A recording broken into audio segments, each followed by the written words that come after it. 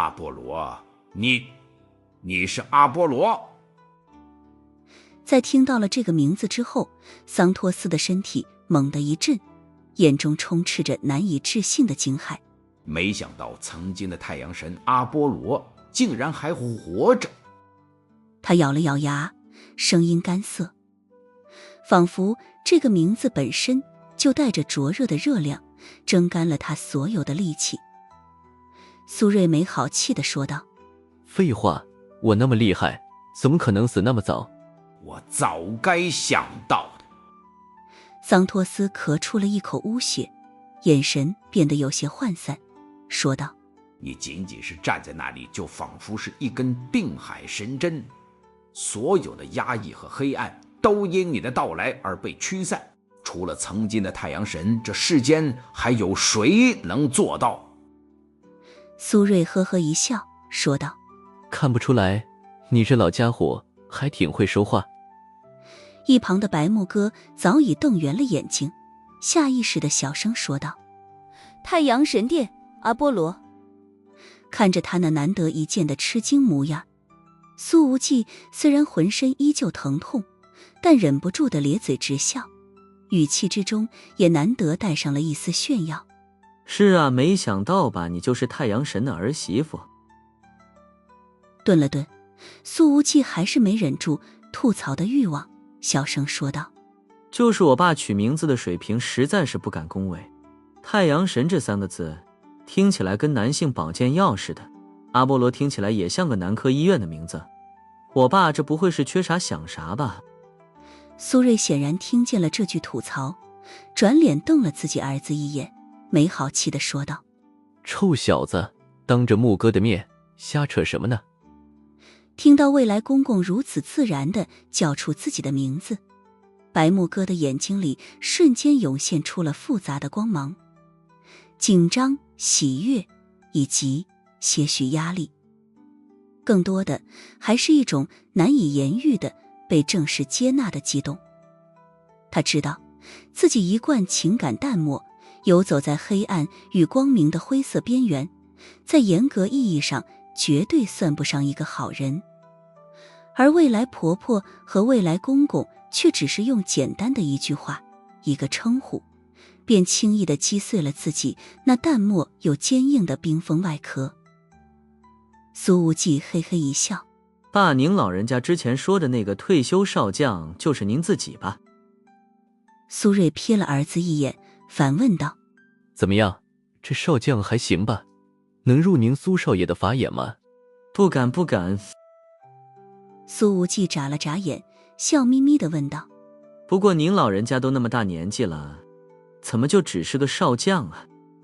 简直想立刻断了这小王八蛋的继承权。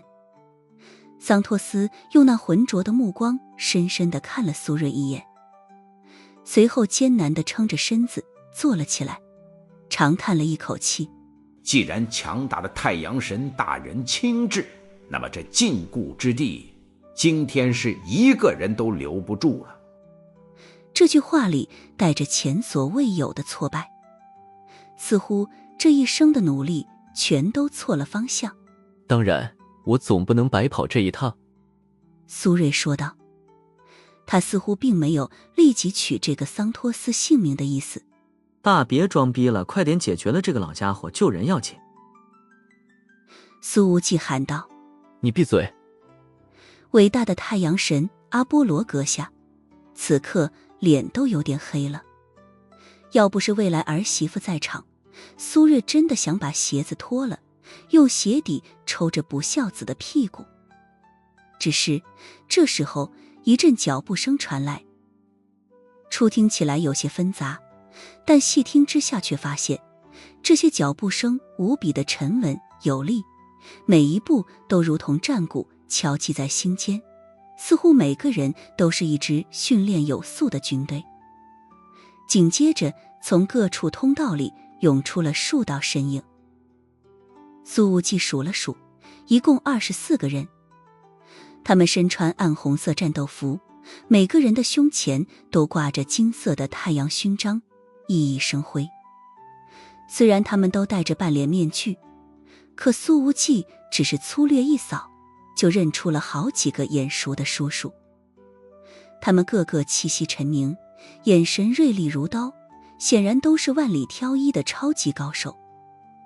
这24人仅仅是站在那里，无形的气势和威压便交织成一片令人心悸的引力场。白木哥的心境一贯淡定，可此刻他的呼吸都已经明显急促了起来。他下意识地握紧了拳头，深吸了一口气，声音之中都带上了一丝不易察觉的颤抖。传说中的太阳神殿，24神位。在他们这一代年轻人的印象里，这24神位是太阳神殿的核心战力，是这个曾经黑暗世界第一势力里的真正中坚力量，但却只是存在于传说之中。太阳神殿已经20多年没有高调现身了，将近3代人的时间，足以让大家遗忘掉他们的所有光芒。苏无忌咧嘴一笑，低声道：别看他们现在个个都挺唬人的，实际上炸金花都不是我的对手。他们是不是故意输给你的？白木哥的唇角忍不住地轻轻翘起，他这轻轻一笑，如同春日冰河解冻，明媚不可方物。24神位集合完毕，金太珠向前跨了一步，说道：大人，102人全部安全救出，其中确认华夏军官一共34人，失联军官的特征比对完成，所有7年前失踪的军官已经全部找到，无一遗漏。全部找到，无一遗漏。这是语气平静的一句话，却有种让人痛哭的魔力。听了这句话，苏无忌感觉到胸腔之中涌动着一股难言的情绪，感动、激动，忍不住的想哭。即将秉辰回归之后，所有的失联军官全找到了。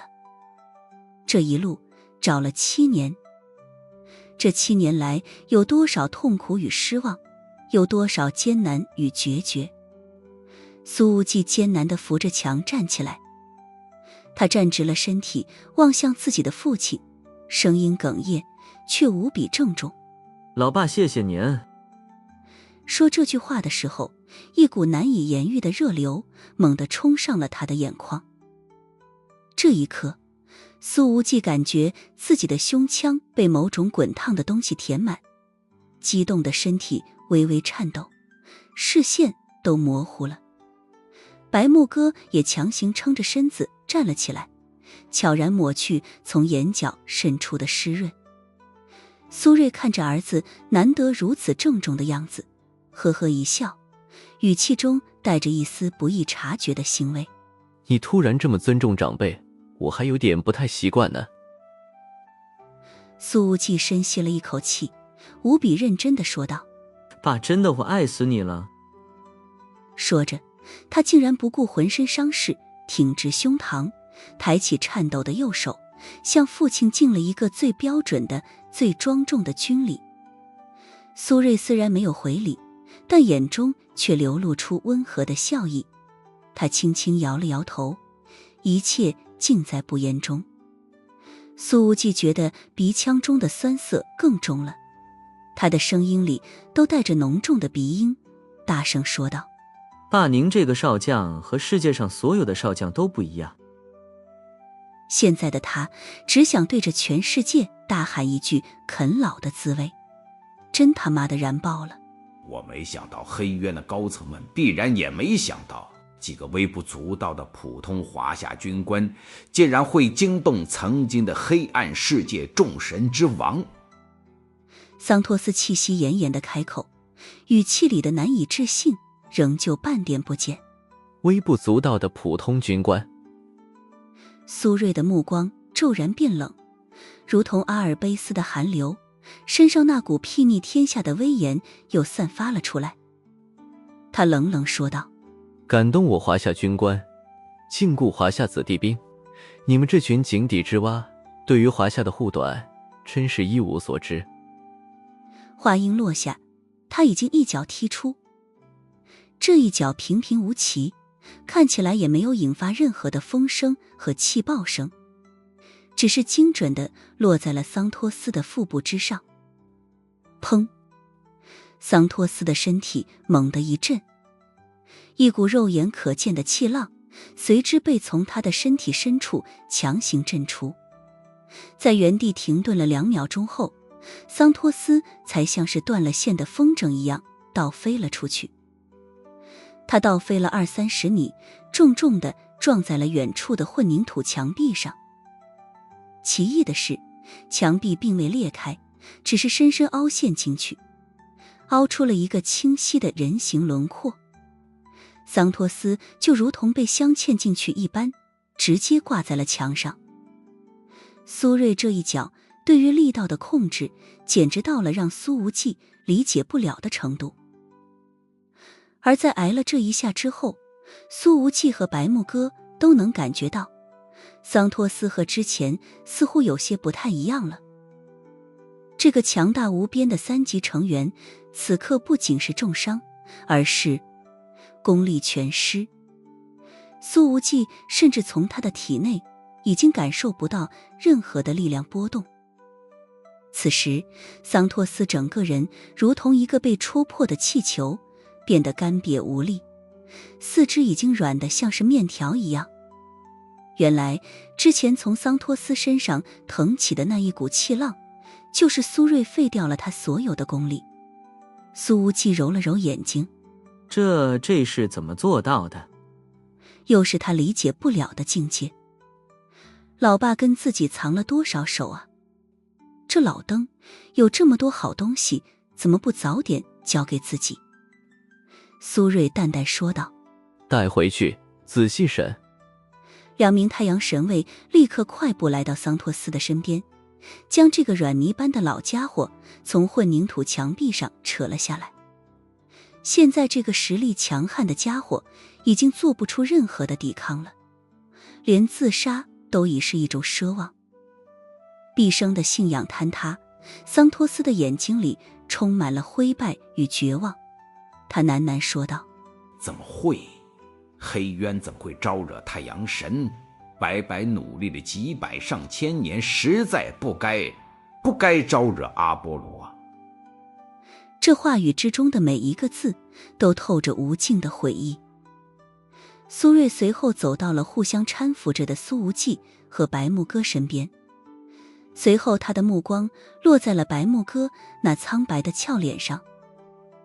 看着白木哥手臂上渗血的绷带和嘴角尚未干涸的血迹，苏芮的眼神带着温和与赞许。小白，辛苦你了。苏芮的声音不再带有面对敌人时的威严，而是充满了长辈的关怀。伤得重不重？白木哥没想到伟大的太阳神殿下竟然会先关心自己，一贯骄傲的他此刻竟是有些受宠若惊。这姑娘连忙摇头：叔叔，我没事，都是皮外伤，不碍事的。苏无忌忍不住的揶揄道：白大小姐怎么也结巴了，哈哈。白木哥的俏脸有点红，然而下一秒他想到了某个可能的事实，呼吸竟然变得有些急促了起来。怎么回事？苏芮问道。伤势加重了吗？不是。白木哥说道。因为他忽然想起苏无忌的妈妈之前说过，他在年轻的时候和无忌的父亲并肩作战。可是苏无忌的父亲是苏芮，是太阳神阿波罗，那么和他并肩作战多年的那个女人还能是谁？太阳神殿的超级智囊军师。一想到这一点，白木哥的呼吸更灼热了。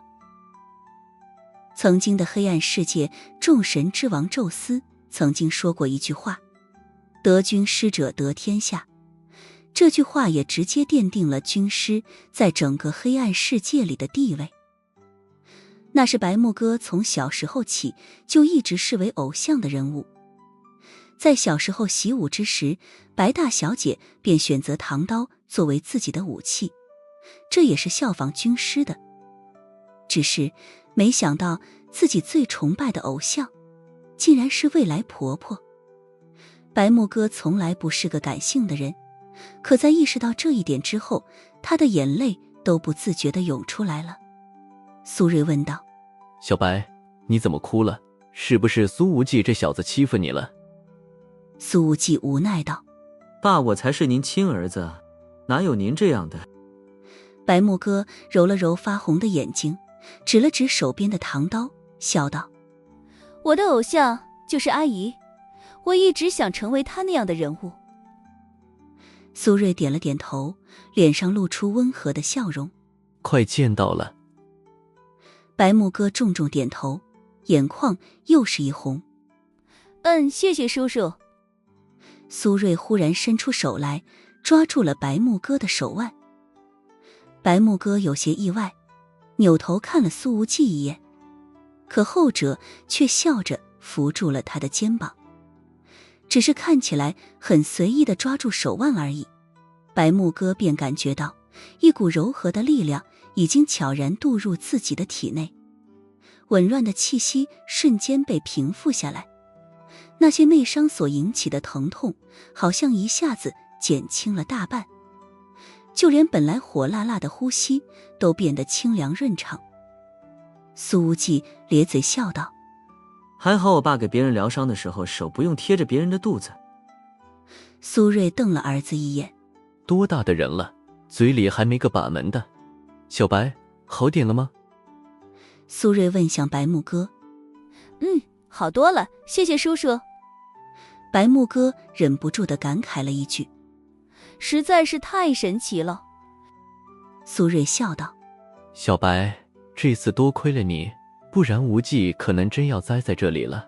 这小子从小就愣头青，冲动起来不管不顾，以后他要是再犯浑，或者敢欺负你，你不用客气，直接告诉我，我帮你教训他，是不是？这话语看似平常，却无疑是一种最直接的认可和撑腰，将白木哥真正视为了家人。白木哥只觉得一股暖流涌遍全身，鼻子又是控制不住，地一酸，重重点头：谢谢叔叔。苏无忌不满地抱怨道：爸，我也要疗伤，您不能喜新厌旧，厚此薄彼。苏芮说道：你受点伤不是坏事。苏无忌瞪大了眼睛：我看木哥才是你亲闺女啊。然而苏芮却抬手在他的身上随意地拍了几下，那被拍过的几处位置都是苏无忌受伤最重的地方。苏芮这么一拍，似乎有温和力量随之注入，痛感当场消散一大半。感受着身体的变化，苏无忌简直都惊呆了。在他看来，这对力量的运用水平以真化境。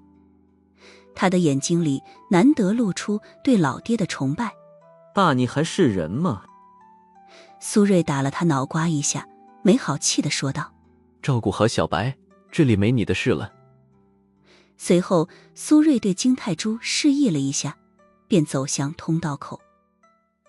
白木哥把唐刀插回刀鞘，搀扶着苏无忌的胳膊也跟在后面。24神卫旋即跟上，他们脚步整齐，走过长长的通道。此时借着应急照明的灯光，苏无忌赫然看到这通道的两侧都是单元房间，靠走廊的一侧没有墙壁，只有合金栅栏。房间只摆得下一张80公分宽的单人床，一个马桶，一个洗手池，仅此而已。苏无忌看着这如监狱一般的居住条件，拳头攥得咯吱直响。不过这些房间看起来似乎已经很久都没人居住了，发霉的味道充斥鼻尖。苏芮说道：华夏的军官并不是住在这里，他们的房间还要稍微大一些，禁锢黑烟的温和派在这中间应该使了不少劲。苏无忌想到了罗森，说道：大温和派和激进派能不能从中挑拨一下？其实他本来已经有了相应的计划了，准备利用罗森做一做文章，但毕竟之前和兄宇做了交换，接下来的步骤可能要发生一些改变，此刻也想要听一听老爸的意见。苏瑞说道：你看着办就行，如果能有挑拨的机会，当然不要错过。对于激进派的策略也很简单。顿了顿，他说道：找到一个，干掉一个。苏无忌想到了那艘编号9527的客船，立刻说道：我先不回家了，在南美再待几天。一听这话，白木哥轻轻咬了咬嘴唇。苏无忌不回去，难道要他自己主动上门跟未来公公婆婆吃饭吗？饶是白木哥的心理素质极为强大，此刻也忍不住地紧张起来，心脏简直快要跳出嗓子眼了。这时候金泰珠说道：快到了，所有军官都救到地面上了。和苏无忌走的那条隐秘的检修通道所不同的是，太阳神殿已经提前突入了主通道，光明正大的把全部被囚禁的人都营救了出来。唯一可惜的是，这里主张撤离的黑渊成员都被桑托斯给弄死了，以至于失去了很多审问的机会。他们穿过了几道闸门，又走过了几条向上的通道，过了20几分钟之后，才再次出现在了矿坑底部。此时，即便太阳被云层所遮挡，但这明亮的环境也仍旧让在昏暗环境里待了许久的苏无忌一时间有点不太适应。白木哥也忍不住地伸手挡着光线，眯了眯眼睛。这好像已经不是4号矿坑了。苏无忌打量着那些采矿设备和钢结构设施，说道：确实不是。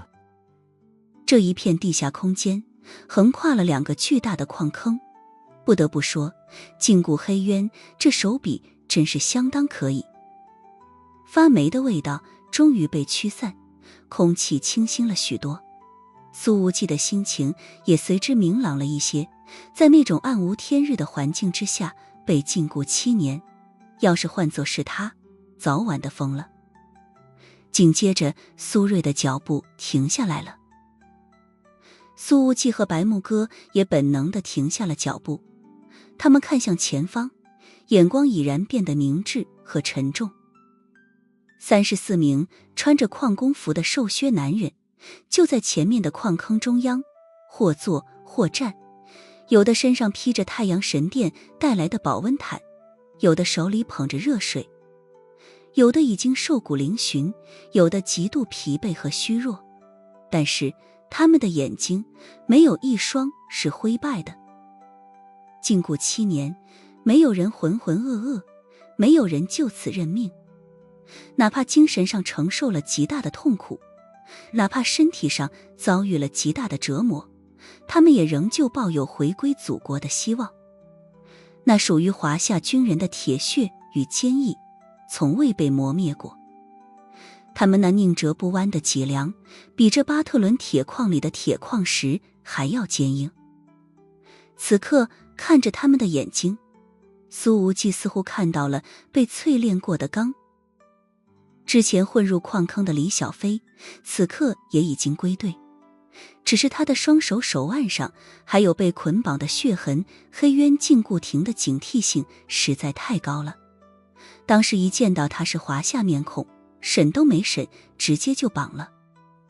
而其他国家的几十名被禁锢者，则是坐在旁边的另一片区域里，大部分人都在激动痛哭，有个别的则是目光呆滞，痴痴傻傻，也许都不知道现在发生了什么。此时烈焰大队已经在这处矿坑底部集合了，万辉尘带队走到了苏无忌的身边，等着他的命令。苏无忌的目光从那些军官们的脸上逐一扫过，他早就把所有失联军官的样子刻在了心里，此刻亲眼看到一个都不少，那股激荡的情绪便在他的心中不受控制地奔涌了起来。苏瑞拍了一下儿子的后背，示意他该做点什么了。拍完了这一下，苏瑞自己反而往后退了2步。苏无忌往前走了几米，和父亲交错而过的瞬间，就像是完成了某种交接，也像是2个时代的交汇。苏瑞看着儿子虽然伤痕累累，却依旧挺拔的背影，眼睛里流露出一丝欣慰与感慨。看着这些历经磨难却眼神灼灼的战友们，苏无忌的胸腔起伏着，千言万语堵在喉咙口。他用尽了全身力气，那些奔涌的情绪最终化作一句嘶哑却震耳欲聋的吼声。报告华夏人民解放军首都军区烈焰大队大队长苏无忌。他抬起颤抖的右手，敬礼。奉命接各位前辈回家。回家2个字，如同投入平静湖面的巨石，瞬间在所有军官心中掀起了滔天巨浪。刹那间，铁骨铮铮的汉子们全都红了眼眶。没有人下令，所有人，无论是站着的，还是被搀扶着的，亦或是坐在地上的，都用尽全身的力气，挺起胸膛，抬起了手臂。34个军礼，或许不够整齐，却沉重如山。虽然沉默无声，却胜过千言万语。此刻，挡住太阳的云层随风散开，温暖的阳光终于穿透了长达7年的阴霾，铺就了一条荣归的路。与此同时，委内瑞拉总统府正在召开一场备受瞩目的新闻发布会。总统费尔南多面色沉痛，语气沉重地发表了讲话。讲话的核心内容是对现任国防部长索纳塔骇人听闻的背叛国家的政变行为表示极度失望和痛心。他的措辞极其严厉，将其行为定性为对国家稳定和人民团结的严重破坏，并宣称将对索纳塔一派进行彻底调查和清算。他丝毫没提及华夏派战机飞至安第斯山脉轰炸一事，而是巧妙地将昨夜安第斯山脉东麓那场地动山摇、几乎改变地貌的激烈战斗，完全归咎于索纳塔余党控制下的部分陆军师因内部权力纷争而引发的可怕内讧。这个说法虽然无法说服知晓内情的各方势力，但对于绝大多数被蒙在鼓里的民众和国际观察家而言，却是一个足以暂时平息疑虑、维持表面平静的绝佳解释。至少在这个清晨，这个饱受动荡的国家表面上恢复了秩序，而那些被猛烈轰炸吓跑的矿工们也只会将其归咎于军队的内部火拼，无人知晓背后黑暗组织的阴影与真正的大国博弈。费尔南多也乐意撒这个谎，毕竟心腹大患已经被抓，对国家和军队的掌控权已经重新回到他的手里，未来很多年都不会有人威胁到自己的位置。从某种意义上来说，这一场突如其来的风暴，这位远在加拉加斯的总统先生什么都没做，却反而成了那个收获最大的赢家。当然，华夏航母编队与米国加勒比海舰队同时出现在委内瑞拉近海，这种前所未有的情况依然引发了全球媒体的疯狂报道和诸多猜测。国际舆论普遍担忧，这是2大强国即将在该地区展开新一轮对峙甚至冲突的信号。对于这些疑虑，穆千羽早有准备。他在为费尔南多拟定的声明后半段投下了一枚精心设计的、足以彻底扭转国际舆论视线的重磅炸弹。费尔南多总统以一种揭露惊天秘闻的姿态，向全世界宣布一个名为禁锢黑渊的神秘且极其危险的恐怖组织，长期潜伏于委内瑞拉境内，并犯下了骇人听闻的罪行。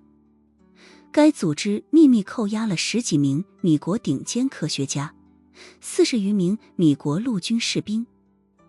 同时被该组织扣押的还有此前失踪的华夏军官，以及来自罗尔斯国、英伦联邦等其他国家的多名重要人物。是的，在穆千羽拟定的声明稿中，刻意将米国人员被扣押放在了最突出、最优先的位置。这一个石破天惊的指控，瞬间在全球范围内引发了地震般的效应。所有之前的疑云似乎都找到了解释，答案已是瞬间变得清晰了。这个解释一出，华夏和米国的舰队为什么会出现在加勒比海，也就顺理成章了。这并非是两大强国之间的对抗，而是他们为了营救本国被恐怖组织扣押多年的人员而采取的联合救援行动。这是出于人道主义的正当军事行动，于情于理都解释得通。穆千羽的这一纸声明看似简单，实则高明至极。他不知不觉间已经转移了焦点，将国际视线从大国舰队逼近委内瑞拉可能引发的政治对抗猜想，成功转移到了共同打击恐怖主义、营救人质这一政治正确且容易获得同情的话题上。各方都因此有了台阶下。委内瑞拉政府摆脱了纵容恐怖组织或国内失控的嫌疑，转而成为受害者和配合者。而声明中突出了米国人的重要性，极大地照顾了米国的面子。起码，米国总统此刻虽然一脸懵逼，但心情却好极了。因为费尔南多这一场讲话还没结束呢，米国总统在民调中的支持率就上升了10个百分点，这是以往想都不敢想的增幅。这是有人在故意卖我的人情啊，厉害！现任米国总统看着电视直播，感慨道。随后，他看了看不断上升的支持率，笑着摇了摇头，无奈地说道：唯一可惜的是，欠的人情总有一天得还上。但这些都不是那一纸声明里最重要的地方。穆千羽的所有重锤都集中在了禁锢黑渊那部分。随着费尔南多的讲话结束，禁锢黑渊这个神秘的黑暗组织被正式的推到台前，暴露在阳光之下。甚至这个组织已经被彻彻底底地打上了恐怖主义势力的标签了。未来就算是各国出动联合部队，联手围剿禁锢黑渊，也不会出人预料。一场潜在的国际政治危机，在穆千羽这4两拨千斤的一纸声明之下，彻底被化解于无形。全世界的目光已然不由自主地聚焦于这个突然冒出来的胆大包天的禁锢黑渊组织，以及那些终于重获自由、即将归国的英雄们。华夏航母的飞行甲板上，海风烈烈，军旗招展。一场无比简单又极致隆重的欢迎仪式正在举行。所有获救的军官都已登舰，他们虽然面容憔悴，身体虚弱，披着厚厚的毛毯，但每一双眼睛都明亮如星。在安第斯山脉弥漫7年的尘埃，压不灭他们心中的赤诚之火。海军将士们列队肃立，用最热烈的掌声和最崇高的军礼迎接这些历经7年磨难终于归来的英雄。而当苏无忌最后一个从直升机舱门中走出时，所有的掌声和目光瞬间汇聚于他一身，如同海浪般汹涌澎湃。就是这个青年终结了长达7年的漫长寻找与等待，将所有失踪的军官们一个不少的带了回来。而让苏无忌倍感意外的是，以邵飞虎司令员为首的首都军区一众高级将领，竟然全员身着常服，齐整地站在甲板上迎接他。正是前2天在首都机场为他送行的原班人马，一个不落。或许他们在目送自己的飞机起飞之后，也立刻登机来到了南美。邵司令员，你们这是？苏无忌有点意外。邵飞虎虎目含威，却带着难以掩饰的激赏与欣慰。海风之中，他的声音依旧洪亮。这不只是你苏无忌一个人的事情，更是我们的事情，是整个首都军区乃至所有军人的事情。我们这群老家伙怎么可能安心坐在办公室里，看着你和烈焰大队在前线拼杀？军长王惊天在一旁笑着说道：让你一个人顶在最前面，我们一群老家伙的心里可是火烧火燎啊！无忌这一仗打得太漂亮了。苏无忌难得谦虚了一次，要不是有咱们的空中支援，我也没法回得来。白木哥并没有跟着乘坐直升机一起过来，他刚刚接手黑暗佣兵团，此刻整个团队战损严重，还有许多后续的事情等着他拖着疲惫的身体去处理。而让苏无忌更加惊讶和动容的是，他竟然看到了从剑桥上快步走下来的江秉辰和江晚星。这父女2人此刻都换上了笔挺的军装，江秉辰的肩章上已经比失踪之前多了一颗璀璨的星星，而江晚星的肩章也已经变成了2-2星。父亲上将，女儿忠孝。不得不说，国家的惦念与褒奖来得实在是太快了。江晚星远远地看到了苏无忌，眼眶瞬间就红了，他恨不得直接从台阶上跳下去，用力抱一抱那个男人。但现场有这么多人，他只能强行忍着心中的思念，眼睛里写满了感动、思念以及无边的骄傲。毕竟那个站在人群中央的青年，就是他江晚星的男人。看着江秉辰肩章上的第3颗星，苏无忌不禁觉得有点感动，喉头忍不住有些发梗。被禁锢了7年，归国的第1天便多了一颗将星，无疑已经表达了国家的所有态度，从没放弃，从没遗忘。邵司令员，你们怎么把江叔叔接过来了？他才刚刚到家过了1夜啊。苏无忌声音有些沙哑地说道。邵飞虎笑道：以秉辰的脾气，恨不得亲自上战场，亲手拿枪毙了那些混蛋。他知道你来接这些老兄弟，又怎么可能安心待在大后方？我可拦不住他。江秉辰的表现又何尝不是邵飞虎的心情？无忌干得好。江秉辰已经走过来了，他重重地拍了拍苏无忌的肩膀，然后这位曾经的首都军区副司令员并未抬手敬礼，而是重重抱住了这个年轻人。谢谢你，无忌，无忌。江秉辰的眼眶一红，说道：谢谢你带回了所有的兄弟，一个不少的全带回来了。看着父亲的表现，江晚星的眼泪终于忍不住地夺眶而出，滑落脸颊。这时司令员邵飞虎神色一肃，后退一步，目光扫过在场所有将领和官兵，声音陡然拔高，穿透海风，清晰地传遍甲板。苏无忌同志。正听到这声音，苏无忌根本没有多想，条件反射一般的立正，挺起胸膛，身姿如松。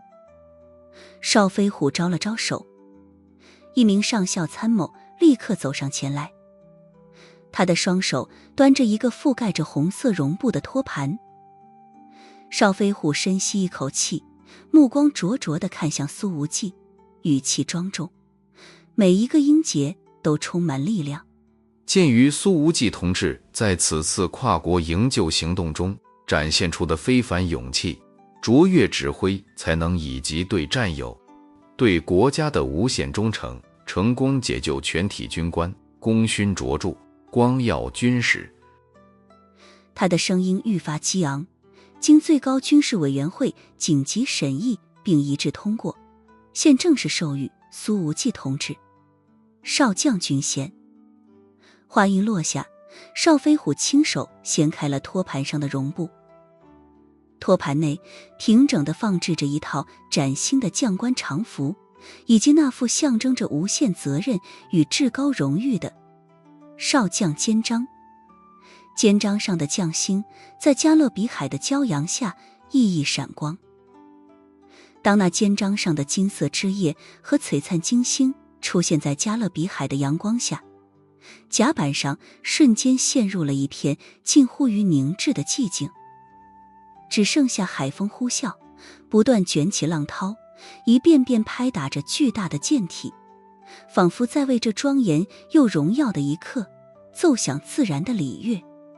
苏无忌直接怔住了，他看着那副象征着无上荣耀与责任的少将肩章，眼睛里充满了难以置信的光芒。这破格的重磅嘉奖强烈地冲击着他的心神，让他一时间竟失去了所有的反应。自己这个非正式非典型的军人提拔到上校，已经算是打破常规了，而这一次竟然把大校这个无数人终其一生都无法逾越的门槛给跳过去了。邵飞虎看着他愣神的模样，朗声一笑，说道：苏无忌同志，怎么惊喜的说不出话了？苏无忌深吸了一口气，缓缓地摇了摇头，嘴角泛起了一丝复杂的苦笑，道：邵司令员，您之前说的这次的奖励不会是大校，谁能想到您直接给了我少将军衔啊？他倒不是故作谦虚，而是真的觉得自己配不上。放眼各大军区，很难找到这样的火箭式提拔了，也许甚至都是史无前例的。苏无忌的心里不自觉地涌出了一股沉甸甸的压力。邵飞虎神色一肃，语气郑重，说道：苏无忌同志，这少将可不是我给你的，是上上下下所有人一致的想法，这是所有知悉你功绩的人共同的心声与决定。苏无忌却又轻轻摇头，他的目光扫过甲板上那些同样经历硝烟却依旧目光灼灼的战友们，诚恳又认真地说道：部司令员，这实在太重了。邵飞虎笑道：一颗星星而已，你既然所有人都认为你担得起，又何重之有？苏无忌摇了摇头，说道：我只是做了我该做的事情，功劳是属于所有参与者的，属于烈焰大队，属于首都军区，也属于那些默默付出的每一个人，不能全给我，我受之有愧。的确，这场洲际救援轰轰烈烈，风头全让自己出了，可背后却是国家天量资源的协调运转，是无数人的辛苦支撑。更何况还有那么多人因此而牺牲。我不能，也不敢独占这份荣光。苏无忌郑重说道：请司令员理解。无忌，这不仅仅是你一个人的荣誉，这是国家对你和所有行动人员的肯定，这是你应得的。王惊天军长笑着，语气温和道：更何况所有人的嘉奖都少不了的，每一个人都不会被遗忘。苏无忌还是脑门见汗，觉得肩膀沉沉。自己才多大，就要成为共和国最年轻的少将了吗？这份堪比灼灼烈日的荣耀，看似光芒万丈，可实在是太沉太重。苏无忌不禁有种如履薄冰的感觉。他本是个大俗之人，只想闲云野鹤或者夜夜笙歌，可偏偏立下了这不容置疑的经世之功。邵飞虎看出了他的顾虑，越发语重心长。我们这一波人都老了，年轻一代必须站到台前来。苏无忌同志，这副担子你必须挑起来。苏无忌还是想要推辞。我哥还是个上校呢，他立下的功劳比我多得多了，我不想跑到他前面去。这倒不是强行找理由，苏无忌是真的这么想的。自己的哥哥苏安邦从军多年，功劳不可胜数，收到的嘉奖证书和奖章，几个行李箱都装不下，这才成为了现役最年轻的上校。结果自己还没执行几次任务呢，就把自家哥哥给超过了，这不合适。邵飞虎闻言反而露出了更深的笑道：要是你爸看到你这样子，一定会觉得影子家主真是没选错人。苏无忌，邵司令员，要不你们再斟酌斟酌我啊？你刚刚提到了安邦。邵飞虎没有丝毫不耐烦，笑着反问道：你以为安邦距离这颗星星还远吗？显然苏无忌和苏安邦走的路并不一样，后者走的是聚沙成塔、步步为营的坚实之路，而苏无忌则是犹如潜龙出渊，每一次都是石破天惊。就冲着把所有失踪军官全部找回来这件事，邵飞虎甚至觉得一颗将星都少了，根本不足以衡量其功绩之重。江秉辰看着苏无忌，深沉的目光之中充满了激赏和信任。无忌，能力越大，责任也就越大。年轻一代里能有资格扛得起这将星的，一共有几人？顿了顿，他的语气斩钉截铁，充满了力量。你躲不开的，也无需躲。看着周围一群高级将领们的期望目光，感受着周围官兵们崇敬和热烈的眼神，苏无忌的胸膛起伏，只觉得一股滚烫的热流在胸腔之内奔涌激荡，冲散了所有的犹豫与彷徨。他看了看那金光闪闪的将星，又看了看历经磨难归来却依旧眼神如钢的战友们，终于深吸了一口气，眼神里的犹豫化为了前所未有的坚定。苏无忌猛地挺起了胸膛，右手五指并拢，狠狠划至太阳穴，敬了一个标准的军礼。他的声音带着无比的郑重，所吐出的每一个字都是铿锵有力。是首长苏无忌服从命令，必将恪尽职守，不负国家与人民的重托。要是皇后酒吧的那些人听到玩世不恭的老板居然说出了这么正经的话，肯定会觉得有些不太适应。但在此刻，在这艘航行于异国海疆的航母甲板上，在南美洲灿烂的阳光下，这句话从苏无忌的口中说出，没有半点的违和。因为他这一路走来，每一步都和这誓言完美匹配。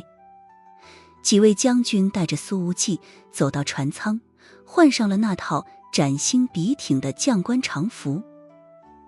等他走出来之后，邵飞虎和江秉辰两位上将一左一右的上前，亲手为他佩戴上了那副闪耀着金色光芒、承载着无限未来的少将肩章。阳光恰好在此时穿透所有云层，毫无保留地倾洒在航母甲板上，将那崭新的将星照得璀璨夺目，熠熠生辉，也为那个年轻又挺拔的青年镀上了一层耀眼的金色光晕。共和国最年轻的将军于此正式诞生。甲板上瞬间爆发出雷鸣般持久而热烈的掌声。这掌声献给新晋的年轻将军，献给所有不畏苦难的英雄，更献给永不屈服的军魂与永不磨灭的希望。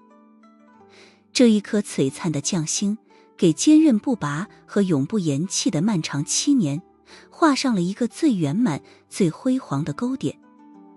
江晚星望着那肩扛将星、英气更胜从前的苏无忌，眼泪如决堤般涌出，怎么擦也擦不干。可他的嘴角却高高扬起，那是一种与有荣焉的极致骄傲。苏无忌面向全体官兵，目光缓缓扫过那些带着激动和敬意的面孔，立正，抬手，再次敬礼。此刻他的肩上是闪耀的星星，而背后是辽阔的海洋与天空。邵飞虎目睹此情此景，也是难掩心中动容。他对一旁的江秉辰低声感慨道：属于这小子的时代才刚刚拉开帷幕。江秉辰的眼眸里映着那年轻而耀眼的身影，语气深沉而笃定。这是一段崭新传奇的开篇。一天之后，暮色重又降临。穆千羽在过去的24小时里几乎不眠不休，打了无数的电话，签发了堆积如山的投资协议。此刻他所乘坐的那一台劳斯莱斯已经行驶到了加拉加斯机场大门口。只不过和之前有所不同的是，这一次总统府车队亲自护送。那位之前颇为跋扈的军阀总统费尔南多，此刻已经变得毕恭毕敬。车子停下，费尔南多下车，快步走到了劳斯莱斯的前面，主动帮忙拉开了车门。穆千羽也下了车，容颜在夕阳下显得格外动人，轻笑道：总统先生，谢谢你的相送，希望我们是永远的朋友。看着这让人心惊摇曳的神颜，费尔南多的心脏砰砰一跳。他随后说道：穆小姐，我越是回味，就越是觉得那一份声明实在是精妙绝伦。和你相比，我总统府里的那些幕僚简直全部都是饭桶，真希望以后还能有和你深度合作的机会。穆千羽轻笑着说道：我们这不是已经展开合作了吗？接下来铃木银行会入股伊马塔卡铁矿带的大部分矿业公司，也会成为巴特伦铁矿的实际控制者。这效率简直高得惊人。表面上看起来，铃木银行是在以极低的价格对淡水河谷公司和那些本地的矿业地头蛇们趁火打劫，可实际上是把一只脚直接踏在禁锢黑渊的老巢之上了。现在看来，禁锢黑渊的主力人马应该是潜伏在南美的，而穆千羽这么做，就是相当于在安第斯山脉插了眼，也让现在被全世界盯着的黑渊再也不敢轻举妄动。小规模的个体行动也就罢了，只要禁锢黑渊敢有中等规模以上的异动，绝对会在第一时间招来毁灭性打击。费尔南多望着那如黑宝石一般的眸子，语气里带上了一丝期盼，说道：希望穆小姐常来南美，我也希望穆氏资本能多投资一些委内瑞拉的本土企业。虽然这姑娘以无比强势的姿态出现，但已经让费尔南多控制不住的心生爱慕了。我会常来的。穆千羽微笑着说道，但他这句话表达的显然是另外一种意思。我会常来，但却是为了监控与压制黑渊而来。费尔南多完全没理解到对方的深意，忍不住地感叹道：穆小姐这么优秀，真不知道什么样的男人才能配得上。我现在也是单身。车里刘烽火已经撸起了袖子，怒目圆睁。这老东西活腻歪了，敢打少奶奶的主意。他打开车门，眼看着就要下车动手了。这里用不着你。刘闯却一把拉住了他，笑道：你看看前面。前方一个身穿军装的挺拔身影已然出现在加拉加斯的暮色里。前方机场入口的璀璨灯光与暮色交融处，一个身影静静而立。他身着一身笔挺的墨绿色将官长服，身姿挺拔如松，肩章上那金色的松枝与一颗璀璨的将星在夕阳的余晖下流转着威严而耀眼的光芒，正是苏无忌。他不知何时已抵达加拉加斯，几天不见，无忌就变得这么帅了。刘烽火简直都要看呆了，忍不住地感叹道。刘闯也是看着苏无忌长大的，他打量着那个挺拔的身影，眼睛里满是欣慰，语气中都透着明显的激动。少将，比他爸还要年轻的少将。坐在幻影后排的那个白裙女子，此刻也是眼光微凝，她的眼睛里映着那年轻挺拔的身影，轻纱口罩之下已然下意识的红唇轻启。鲜衣怒马少将军厉害。此刻苏无忌正站在前面，嘴角翘起，带着清晰的笑意，目光穿透夜色，精准地落在穆千羽身上，也扫过了他身旁那位略显殷勤的总统先生。这个青年的出现瞬间成为整个场面的焦点。苏无忌穿着这身衣服，明显带着一股刚刚经历血火淬炼，又身负崭新荣光的强大气场。穆千羽也看到了这青年，眸中闪过一抹显而易见的惊喜，随即那张俏脸便生动了起来，动人的笑意已然迅速晕开，仿佛万千算计与疲惫都在看到他的瞬间得到了安抚，似乎一颗心都随之平静了下来。费尔南多感受到气氛的微妙变化，便顺着穆千羽的目光回头望去。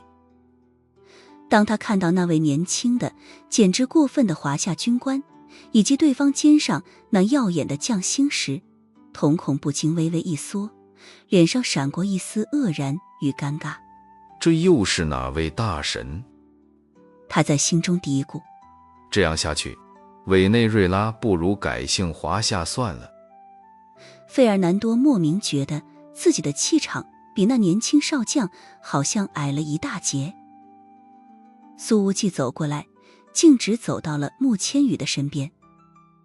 他的目光只是扫了某位总统一眼，便落在了面前姑娘那透着疲惫却依旧明媚的容颜之上。苏无忌说道：你在背后默默地做了这么多，却从来都不告诉我。他也在事后看到了那一份绵里藏针的声明，得知是出自穆千羽之手，更是感慨无比。要是没有这些姑娘在背后顶着，自己真的支撑不到现在。对自己而言，真刀实枪的打仗其实没那么难，而在战后如何消除国际影响和争端，更是一场不见硝烟的战争。这恰恰是自己不那么擅长的方向。穆千羽通过费尔南多之口所发出的那一纸声明，无疑交出了堪称惊艳的满分答卷。此刻穆千羽微微扬脸，看着身边青年那线条分明的侧脸，以及那一颗比夕阳夺目的多的将星，似乎他的眸子里也随之升起了亮晶晶的星光。穆大小姐并未回答苏无忌的问题，而是说道：简直帅爆了。苏无忌这次倒也没那么直男，他凝视着穆千羽的眼睛。你今天也很好看。听了这句话，穆大小姐的眼波简直能温柔地溺死人。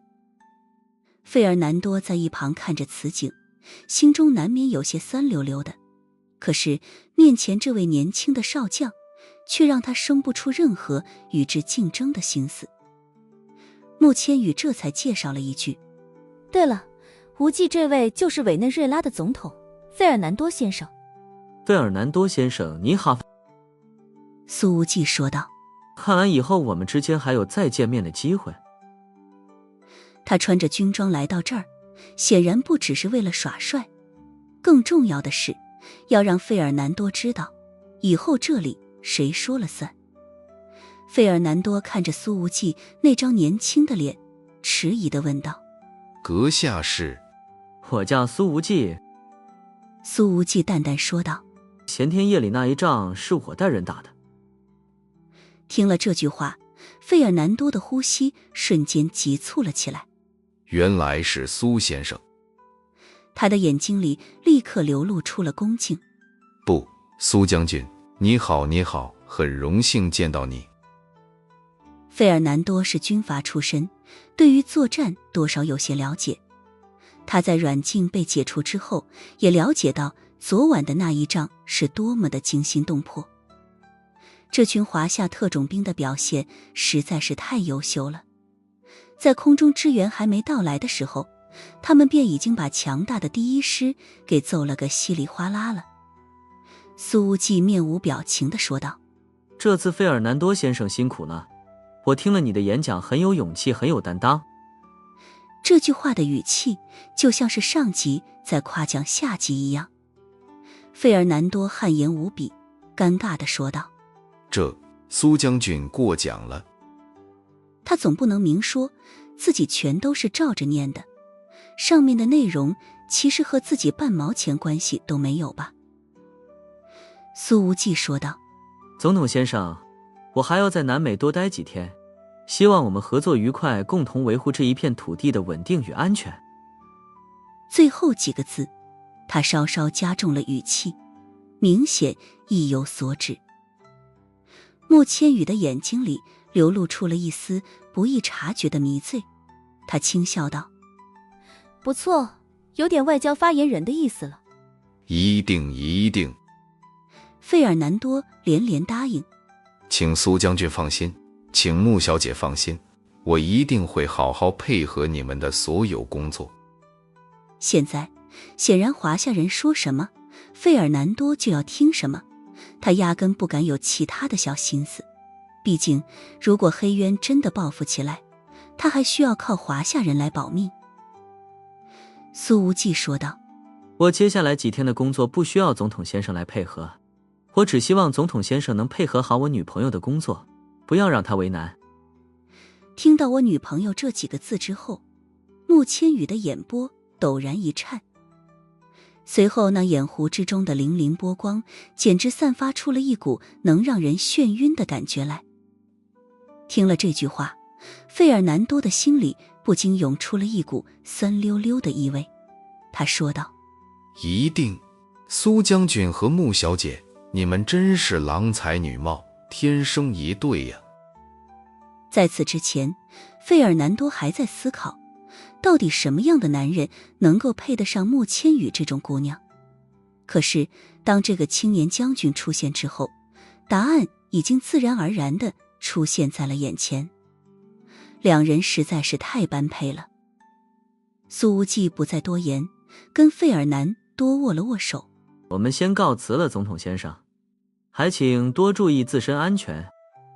最后一句提醒确实有着些许深意。费尔南多收起了吃醋的心思，神情变得郑重了一些。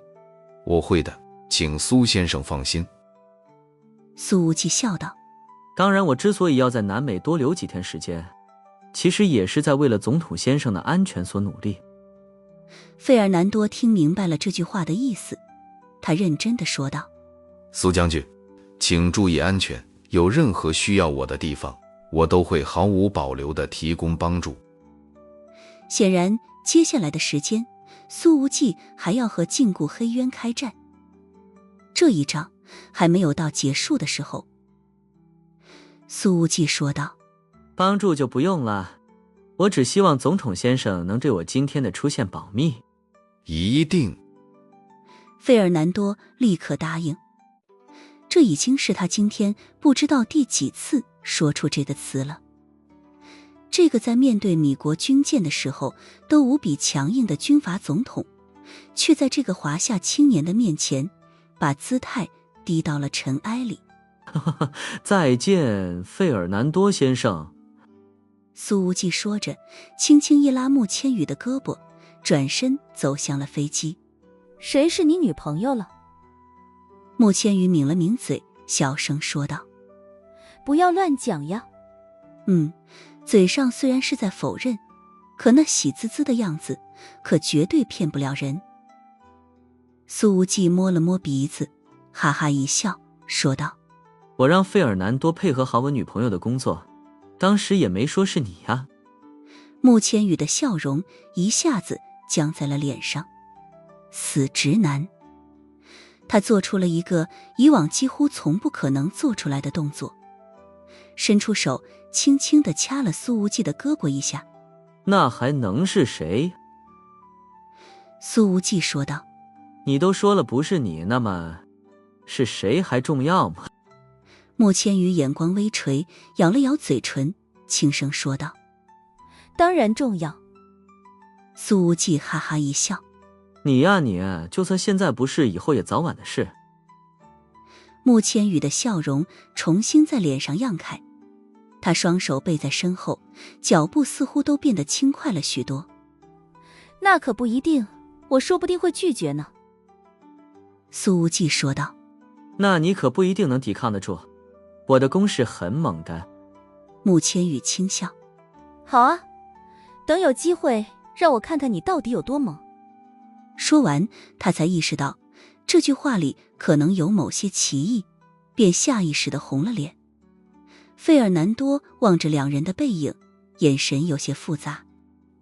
这复杂的眼光，倒不是因为追求美人无望，而是忽然觉得脚下这片国家的命运，已在不知不觉间，于安第斯山的隆隆炮声和精妙算计中，彻底改变了航向。随后，费尔南多对着那两个年轻的背影微微鞠了一躬，便上了车。坐在副驾驶位置上的是一个40多岁的男人，名叫维雷斯，是现任的国防部副部长。他原先并非费尔南多的心腹，却在3个陆军师被调往安第斯山东路之时，与部长索纳塔据理力争，以至于直接被逮捕，强行关了起来。费尔南多重新掌权之后，这位刚直不阿的副部长也恢复了自由，而等待着他的显然是无比光明的前途。总统先生，这些华夏人还会不会继续插手咱们的国防事务？维雷斯说道。咱们得想办法摆脱他们才行。3个师被打没了一半，即将上任政府军副总司令的维雷斯感觉到十分肉疼。这虽然是他们有错在先，但想要让委内瑞拉人完全忘记这场伤痛，还需要很长的时间。费尔南多却直截了当地否决了这个观点。这种不理智的话就不要再说了。禁锢黑渊的阴影还笼罩着委内瑞拉的大地，你觉得这个时候我们有地选吗？车队缓缓启动，驶离机场。当重返总统府时，费尔南多推门下车，却并没有立刻进去。他独自站在门前，仰起头，静静地凝视着眼前这栋宏伟建筑，目光落在那标志性的红色屋顶，看了许久许久。夕阳的余晖正洒落屋顶之上，将那红色渲染得愈发深沉，愈发醒目。半晌，费尔南多才带着难以言喻的复杂情绪，发出了一声悠长的叹息。怪不得这房顶的颜色100多年来都如此鲜红，原来是华夏的红啊。